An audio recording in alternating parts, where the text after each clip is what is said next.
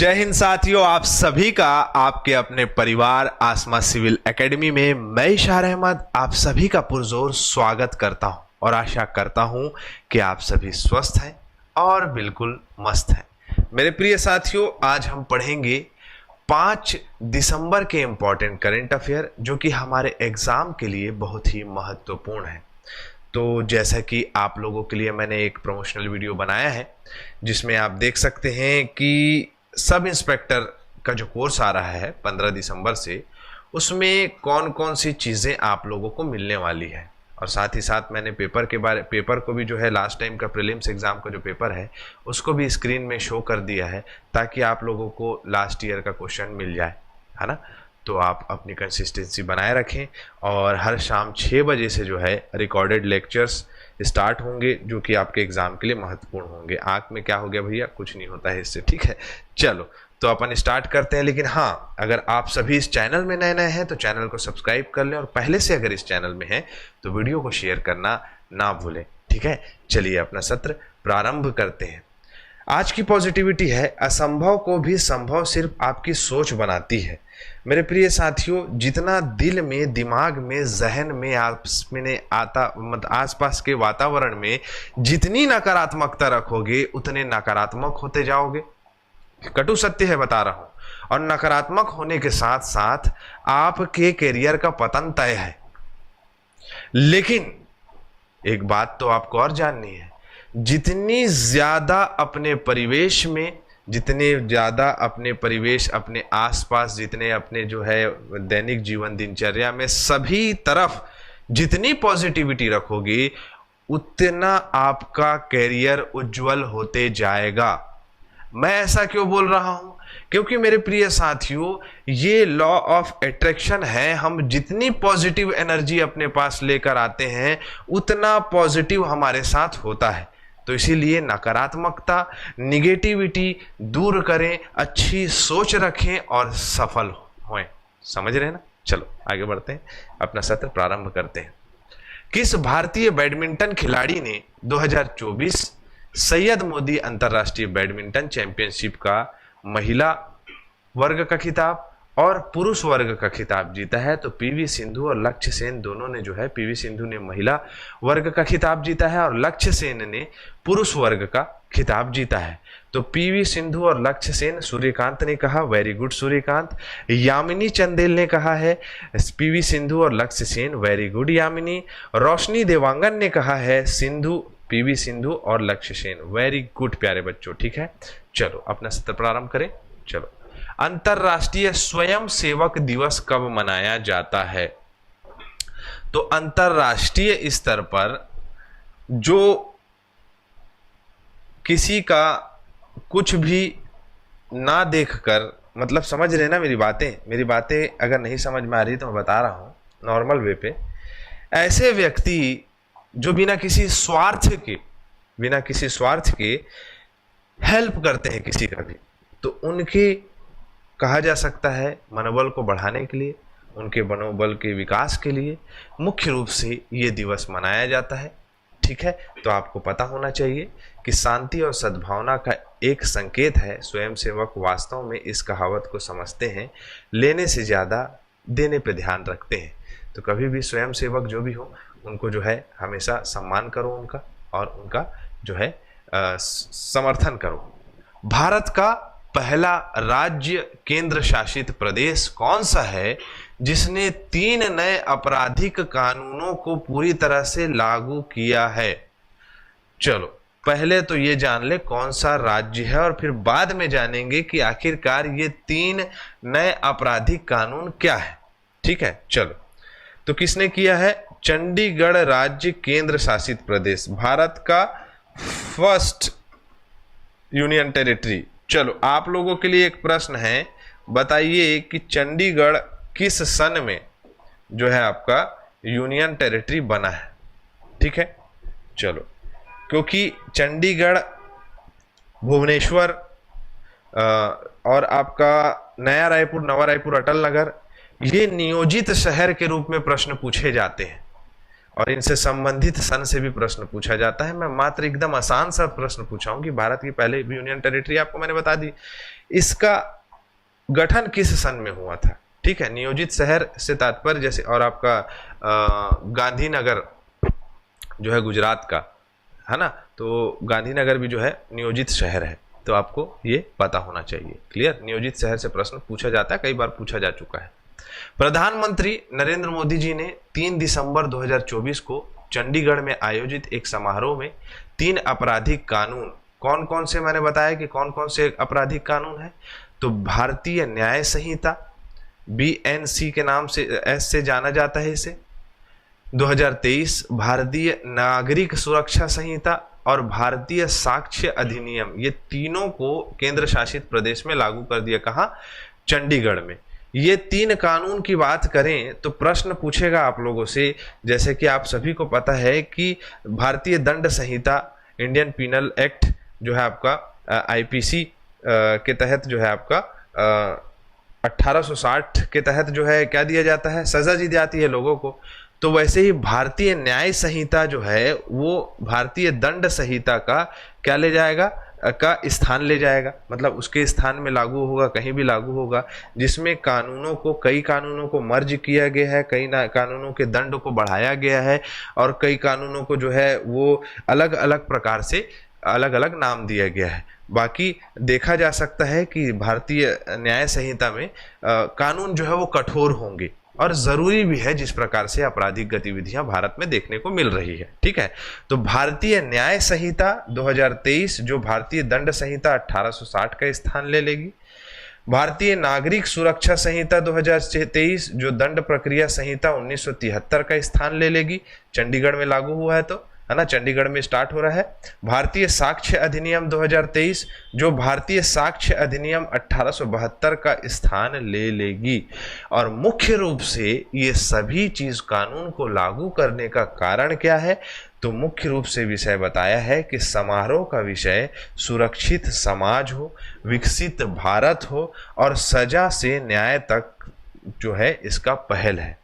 जैसे कि हाल ही में गृह मंत्री जो हमारे अमित शाह जी हैं, उनका बयान भी आया था कि कोई भी अपराध हो रहा है, उस अपराध के 3 साल के भीतर जो है उस आपराधिक प्रकरण के सारे मामले को जो है कंप्लीट करके या सजा दो या उस सजा से मुक्त करो, उसको फंसा के या उसको डिले मत करो, है ना, जिससे कि बहुत सारी चीजें फंसे रहती हैं। ठीक है, जैसे कि आप देख सक रहे हो कि FIR दर्ज होने के 3 साल के भीतर दोष सिद्धि की सुनिश्चित करना मुख्य उद्देश्य है। अब क्या हुआ, अब इसमें यह हुआ कि 3 पोर्टल जो है, 3 ऐप और 1 पोर्टल जो है इस समारोह में जो है लॉन्च किया गया है, जिसमें सबसे पहला है ई-साक्ष्य ऐप। अब इसके माध्यम से सभी गवाही, वीडियोग्राफी, फोटोग्राफी ई-सर्वर में सहज रूप से की जा सकेगी और आपका वास्तविक समय के आधार पर सभी अदालतों में उपलब्ध हो जाएगी। मतलब कि ई गवाही मतलब प्रॉपर जो है गवाह लोग एक जगह बैठे रहेंगे, उनके मोबाइल से कनेक्ट होकर प्रॉपर उनकी गवाही ले ली जाएगी और जो है आपका मामले को रिकॉर्ड कर लिया जाएगा। समझ रहे मेरी बात? ठीक। फिर उसके बाद ई समन ऐप, ई समन ऐप का क्या काम करेगा, तो पुलिस स्टेशनों संबंधित व्यक्ति जिसे समन भेजा जाना हो तो उसको इलेक्ट्रॉनिक रूप से समन भेजी जाएगी। मतलब कि जितने भी कागजात हैं उसको जो है इलेक्ट्रॉनिक रूप में भेज दिया जाएगा। न्याय सेतु डैशबोर्ड पुलिस, इसमें जो है आपका चिकित्सा, फॉरेंसिक जितनी भी चीज़ें रहती है उसको जो है क्या है आसानी से पहुंचाया जाएगा और आपका उसके रिकॉर्ड रखे जाएंगे। न्याय श्रुति ऐप क्या करेगा, अदालत को वीडियो कॉन्फ्रेंसिंग के माध्यम से गवाहों को सक्षम रहेगा। तो हम ये न्याय श्रुति ऐप और ई साक्ष्य ऐप ये दोनों को एक रूप से मान सकते हैं, लेकिन कार्य अलग अलग हो सकते हैं। कानूनी प्रक्रियाओं में गवाही लेना, गवाही के रिकॉर्ड रखना, गवाही के अलग अलग पक्ष को देखना, ये सब सारी चीज़ें बहुत सारे क्राइटेरिया है। तो इसी के हिसाब से बहुत सारे वेरिएशंस इसमें बनाए गए हैं। ठीक है, चले आगे। चलो, तो हमें इस प्रश्न से ये जानकारी मिलती है।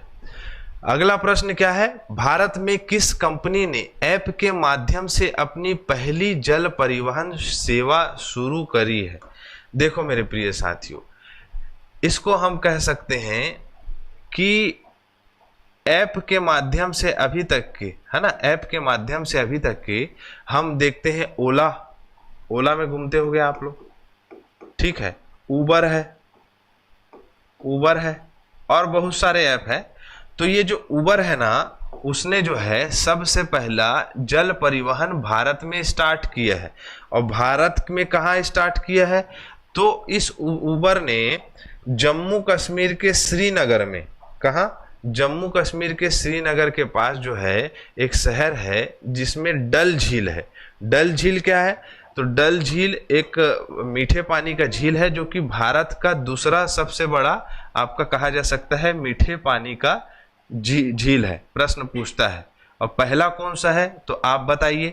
वूलर झील जो है वो आपका यहाँ देख सकते हो, वूलर झील जो है सबसे बड़ा मीठे पानी का झील है। दूसरे नंबर का कौन सा है? तो दूसरे नंबर का है आपका, कहाँ गया भाई, डल झील है, वो लिखाया हुआ यहीं कहीं पर, दिखता नहीं है पास से जल्दी, ठीक है। चलो अब इसमें क्या होगा, तो ऐसे छोटे छोटे क्या बनाए गए हैं, उबर बनाए गए हैं। मतलब उसका नाम क्या रखा गया है? उसका नाम रखा गया है आपका शिकारा। शिकारा, शिकारा नहीं, शिकारा। ये शिकारा जो है इनके प्रॉपर वाहन का नाम रख दिया गया है। अब वहाँ के जितने भी ड्राइवर्स हैं उन ड्राइवर्स को मतलब संगठित करके उबर ने उनके साथ जो है समझौता कर लिया है। और उबर ये भी बोला है कि हम उनसे कोई पैसे नहीं लेंगे, हम उनसे कोई पैसे नहीं लेंगे। किन से कोई पैसे नहीं लेंगे?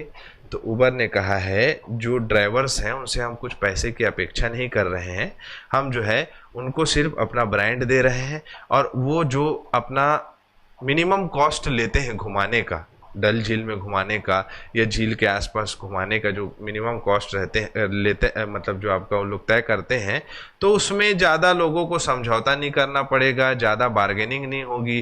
प्रॉपर आदमी उबर ऐप से आएगा और उसमें जो है उतना ही रकम उनको देनी होगी, जिससे कि वो ये आसपास के जो झिकझिक है इन सभी चीज़ों से दूर रहेंगे, है ना। तो इन्होंने स्टार्ट किया है, ठीक है। चलो अगर हम बात करें ये डल झील, डल झील के बारे में समझ लो। डल झील जो है ना वो पीर पंजाल, क्या बोला मैंने? पीर पंजाल, पीर पंजाल श्रेणी जो है उससे पूरे तरीके से तीनों तरफ से घिरा हुआ है। इस पीर पंजाल की श्रेणी के आसपास जो हिमनद्स हैं, जो हिमानीज हैं, जो कहा जा सकता है ग्लेशियर्स हैं, उनसे जो है यहाँ पानी भर आता है। 80% पानी यहीं से आता है, बाकी बारिश का पानी इसमें समाहित होता है। तो पीर पंजाल के आसपास पूरे तरीके से ये डल झील घिरा हुआ है, ठीक है। चले आगे। चलो अगला प्रश्न आपके स्क्रीन में ये दिखाई दे रहा है कि निम्नलिखित में से कौन सा देश पहली बार एशियाई महिला हैंडबॉल चैंपियनशिप, पहली बार एशियाई महिला हैंडबॉल चैंपियनशिप की मेजबानी करेगा, ठीक है। मेजबानी लिखा गया है, ये मेजबानी होता है, ठीक है। खैर तो कौन करेगा? तो हम लोग करेंगे, भारत करेगा। भारत जो है पहली बार इसका मेजबानी करने वाला है। मैं आप सभी को बता दूं कि ये टूर्नामेंट जो अभी हो रहा है वो पहले कजाकिस्तान में होने वाला था, लेकिन वर्तमान में भारत में हो रहा है। कुछ होगा, टेक्निकल इश्यूज कोई होंगे। टोटल 8 टीमें भाग लेती हैं, आपके स्क्रीन में दिखाई दे रहा होगा। इन 8 टीमों को ग्रुप ए और ग्रुप बी के फॉर्मेट में बांटा जाता है, जिसमें कजाकिस्तान, दक्षिण कोरिया, चीन, Singapore, Bharat, Iran, Japan, Hong Kong group B में है ना, ग्रुप ए और ग्रुप बी में। तो इस प्रकार 3 दिसंबर 2024 को नई दिल्ली में ये स्टार्ट होगा। कौन से क्रम का है? तो 19वें नंबर का नहीं है, 20वें नंबर का है, ठीक है। लास्ट टाइम 19वां कहाँ हुआ था? तो दक्षिण कोरिया के शहर, दक्षिण कोरिया शहर में हुआ था, इंचियोन और सियोल में, ठीक है। अगर हम इसकी संस्था की बात करें तो 26 अगस्त 1974 से इसकी स्थापना हो चुकी है। सदस्य 40 देश हैं। दक्षिण सुराव कुवैत में जो है इसका क्या है? मुख्यालय है। योशीहिदे वतानबे इसके क्या है? तो इसके अध्यक्ष हैं। क्लियर है? चलो आगे, चलो आ जाओ, आगे बढ़ते हैं मेरे प्रिय साथियों। हाल ही में यूनेस्को ने खालिस्तान को शीर्ष विरासत पर्यटन स्थल घोषित किया है।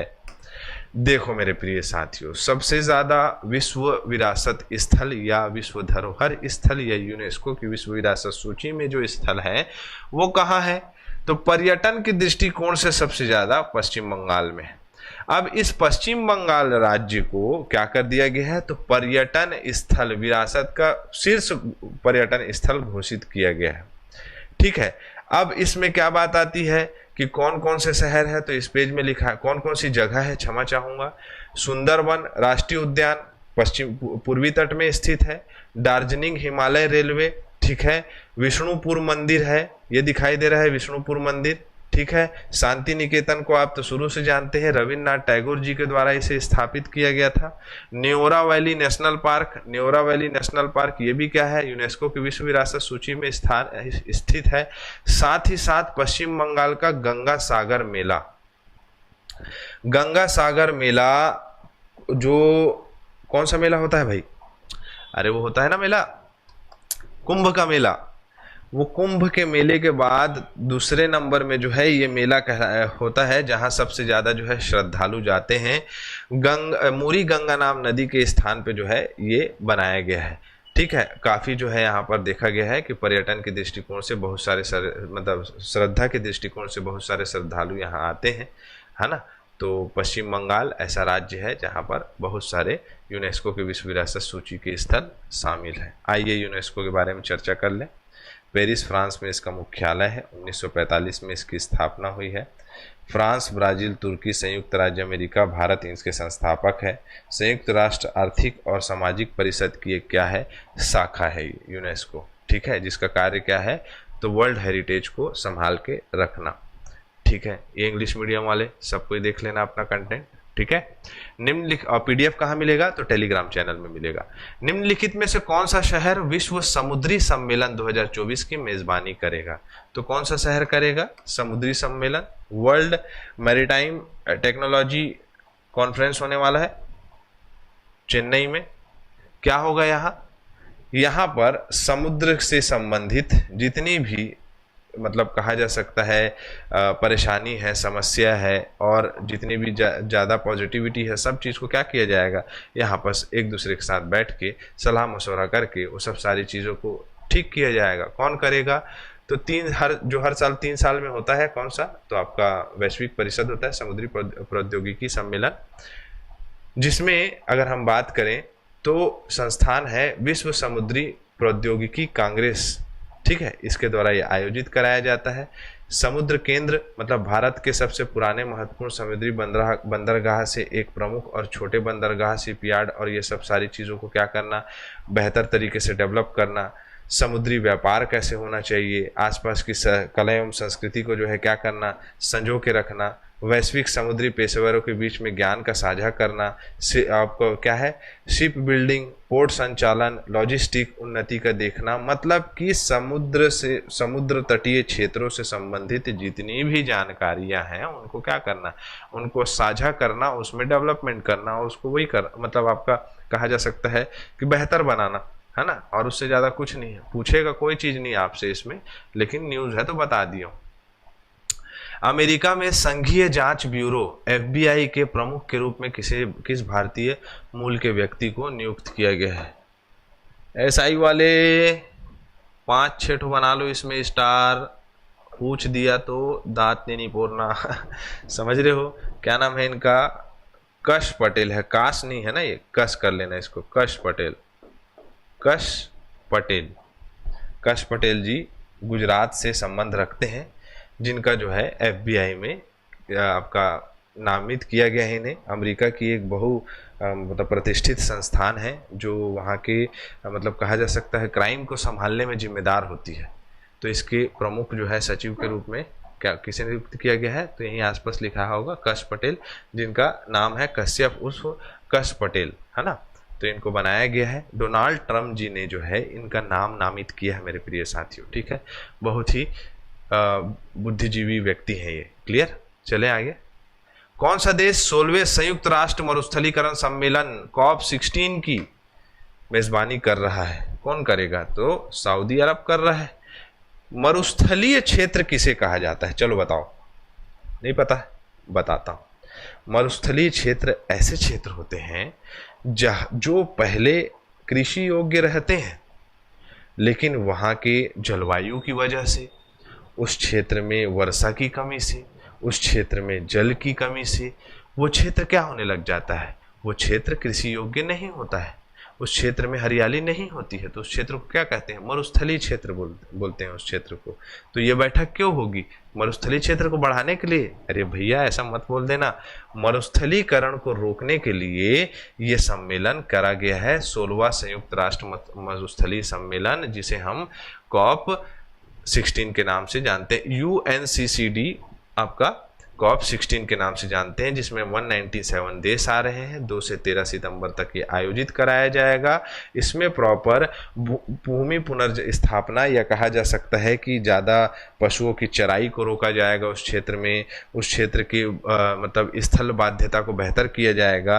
ये सब सारी चीज़ें देख सकते हैं। भूमि प्रबंधन को बेहतर करना है उस क्षेत्र में, महिलाओं को भूमि के कानून एवं आर्थिक ज्ञान देना है, ताकि महिला भी जो है वो कृषि वगैरह सारी चीज़ों में जो है अच्छी तरीके से सशक्त हो जाएं, ठीक है। जो कि वनों की कटाई, अत्यधिक चराई, असहनीय कृषि पद्धति, जलवायु परिवर्तन की वजह से जो कोई भी स्थान क्या हो रहा है, मरुस्थल हो रहा है, तो उससे क्या करना है, अपने को मरुस्थल होने से बचाना है। चाइना में जानते हो, चाइना में मरुस्थलीय क्षेत्रों में एक पेड़ होता है जो कि बहुत कम पानी में भी जो है अच्छे तरीके से फल फूल जाता है। तो अपने क्षेत्र के जो आपका कामागाटामारू नहीं भाई, क्या तो है मरुस्थल का नाम, एकदम दिमाग से उतर गया।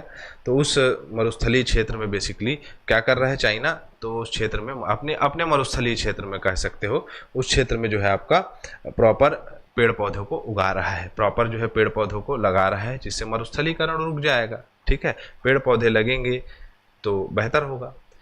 चलो अब फटाफट रिवीजन कर लेते हैं। भारतीय नौसेना दिवस कब मनाया जाता है, 4 दिसंबर को। करीना कपूर जी को फिल्म फेयर OTT अवार्ड मिला है, मुबारक हो, ठीक है। नवंबर 2024 में भारत की वस्तु एवं सेवा कर संग्रह की पिछले वर्ष की तुलना में कितना प्रतिशत वृद्धि हुई, तो 8.5% वृद्धि हुई।